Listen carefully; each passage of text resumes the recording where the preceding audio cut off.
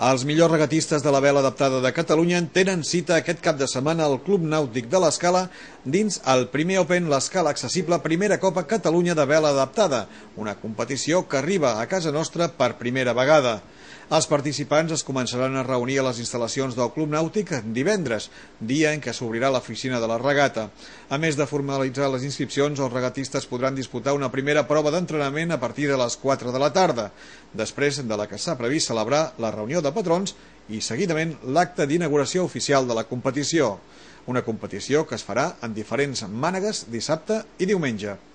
Aquest cap de setmana celebrem la Copa Catalunya de Vela Adaptada. Serà el primer cop que es fa una regata d'aquestes característiques aquí a l'Escala i participaran embarcacions accessibles preparades per a persones amb discapacitat. Aquestes embarcacions tenen la característica de que no poden bolcar i tenen tot de facilitats perquè persones amb diferents graus de discapacitat les puguin portar.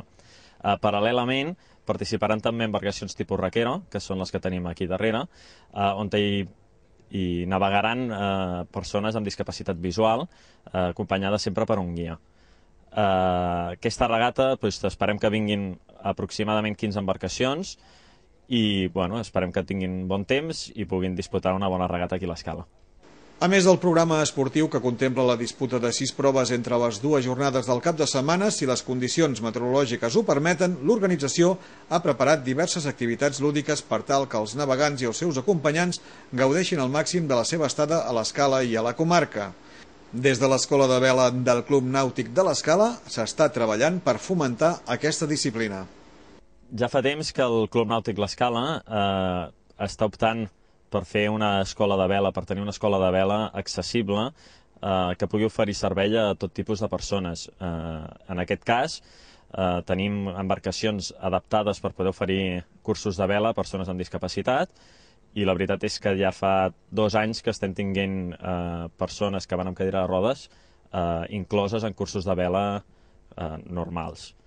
Però la competició no s'acaba aquí, ja que el cap de setmana següent, 10 i 11 d'octubre, es celebra la tercera fase de l'Interclubs Empordà, una competició pels vaixells de classe creuer. I l'altre cap de setmana, el Club Nàutic l'Escala organitza la tercera fase de l'Interclubs Empordà 2009. En aquest cas és una regata d'embarcacions de creuer, serà la tercera fase d'aquesta edició d'enguany i participaran al voltant de 40 embarcacions de tipus creuer. Són embarcacions de tot Girona i la veritat és que és el 9è any que es fa i està tenint un èxit molt important i cada any són més participants i el nivell d'exigència dels participants i la qualitat de les regates cada cop és millor.